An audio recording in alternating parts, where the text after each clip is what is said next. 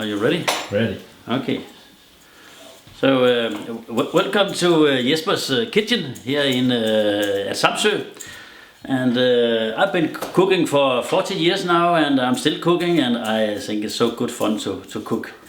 And today we are going to make fiskefrikadeller in Danish, in fish frikadeller in Australian, I guess. And we make it all from scratch. This recipe will be about putting in some of these nice fish fillets in this machine. Just drop it down there. I forgot to buy onions today, but then actually we will compensate with a little bit of ecological garlic, just to give it some extra flavor. I put one more in. Okay. This is the garlic. We just put some garlic stuff down here, and then we actually put in 3 eggs, a little bit of flour, and then milk. And the flour is of course ecological. It's called spelt flour. It's a very special old corn kind of category. Just be careful how much I put in here. I think actually I will. The flour should be maximum 25% of the stuff inside here. And in order to make these fish frikadeller a little bit more crunchy, we actually have a secret weapon here. It's a Spanish manchego, which we are actually putting into the stuff as well. And I will make the cheese. Here we go. Just take all this stuff here. Then I actually have this kind of what are they called? This bit capers. Capers, yeah. This is also a little bit of a secret ingredient. So capers is actually very good, also for the health, but it's very tasteful. And we put salt and pepper in.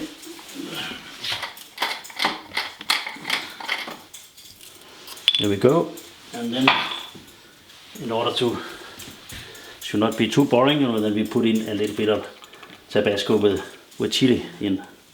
A bit today, because I forgot to buy onions, so therefore we have made a little adjustment. So we put actually a little bit of carrot in. Så skal jeg her til røde der. These kind of roots. It's a local roots made by our new ecological people that has settled down here at Samsø. And it's quite interesting with these ecological people because they are young, they have no money, but even that they have actually managed to take over an ecological farm where they are renting the soil, and then they actually pay a fee for that, and then they are actually able to start up growing ecological crops. And this is the first year they have been handling this projects, and they have around 120 different kind of crops. I think it's a little bit too much, but I also think they are experimenting a little bit. So we are supporting them all we can, and we buy all our local ecological stuff from them. And we can just put it down here in the machine. Here we go. 1, 2, 3. And we put a little bit of milk in this.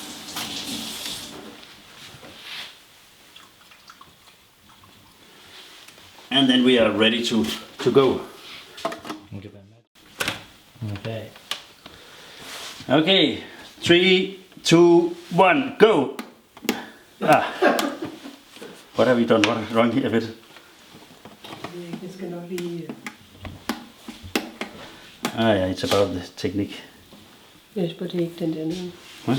Heroppe. Fordi den ikke er låst fast. Here we go. 3, 2, 1, go.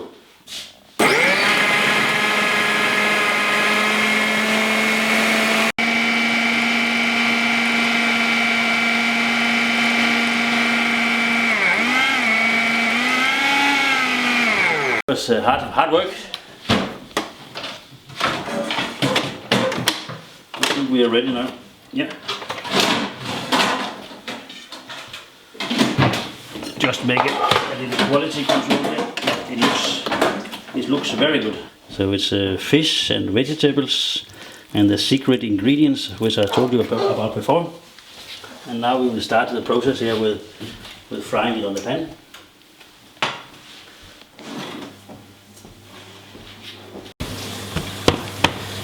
So we put a little bit of oil, olive oil. It's extra virgin olive oil from Italy.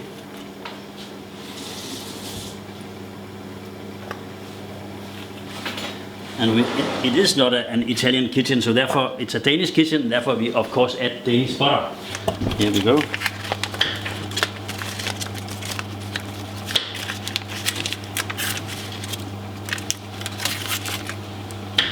So when you mix butter with oil, then you actually avoid that when it gets warm that it's you know, jumping up in your eyes. Okay, I'm sorry, I forgot to present my assistant. It's Beth, my wife, and we have known each other for around 43 years.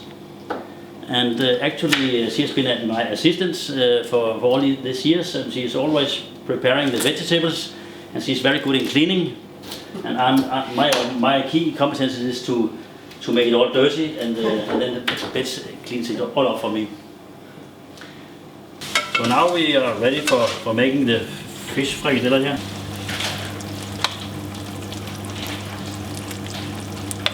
It's very important that we also put some extra pepper on here, because it gives some extra taste, and it is balancing this fish frikadeller very nice.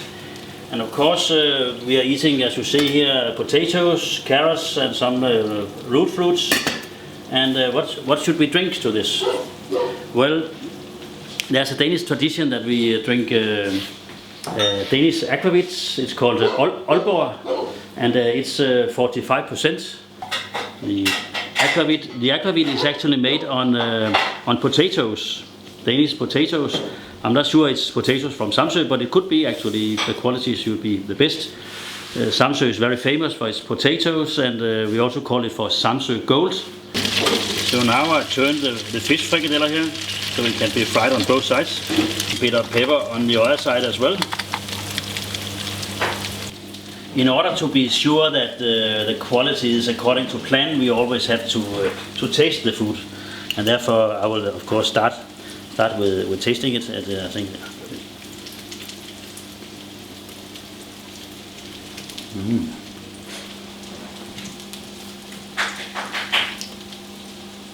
It's so hot, but very nice, very nice.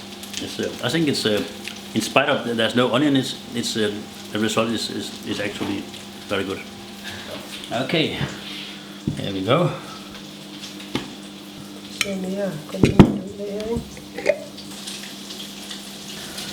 Okay, you asked me about what had motivated all the people at Samsø about taking all this investment in renewable energy and so on. And well, I can't, of course, ask this question for all the locals, but I can ask the question for myself. And when we moved in here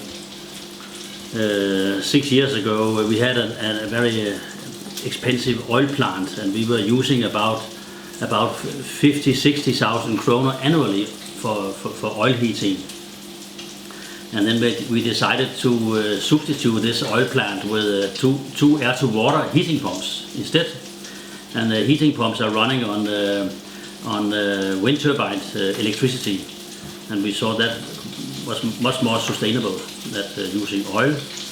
And instead of sending our money down to the Middle East for buying oil, then we actually decided to use the money for electricity here at Samsø. And last year we actually used around 28,000 Danish kroner on heating and electricity all together, inclusive computer, whatever, lights and so on. So we actually saved around 50% in our electricity consumption or our heating consumptions in only 1 year. This was quite exciting. So the payback on the heating pumps is around 6 years. So all these savings we had on the heating pumps, we actually decided that not to put in the bank, because the bank, they only give 0% in interest, because we have this financial crisis for the moment and the interest is very low. It's very nice with this low interest, but if you put money in the bank, you do not get any kind of compensation. So we decided actually some years ago to put our money on the roofs, so investing in solar cells. So we bought a 6 kilowatt solar cell plants, and it's producing 6,000 kilowatt per year, and each kilowatt costs 2.30 kroner, Danish kroner, so we save around 15,000 Danish kroner on top of what we are saving also by changing to the heating pumps. So what should we do with all these savings? Yeah, of course we could drink a lot more red wine and we could eat a lot of more beefs, but we decided to take a sustainable decision that we will actually put insulation in the house. It cost around 5,000 kroner to do that, and actually I thought annually we would save around 10,000 kroner each year. So this accumulated savings, actually, what should we do with them? And then this year we decided to change some of our 2 front doors and 3 windows. It is a kind of low-hanging fruits when you are taking these decisions with changing your windows and front doors.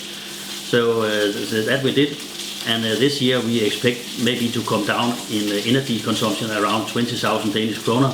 And if you compare that with this 50-60,000 for some years ago, we have a huge savings. So what should we do with all these savings? Yeah, here at Christmas we actually have decided to go down to celebrating Christmas in Sicily on a little vacation, and it's very nice that we have these savings all the years. And if I look at Samsø totally, all these energy savings actually is also motivating the local people. So that is actually the secret about this. So if the cost is down here and the benefit is up here, the savings and the financial cost is down here, then you just go for it. This little concept I can recommend to also to Australia.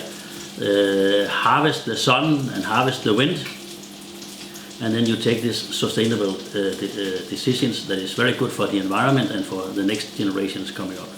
Thank you.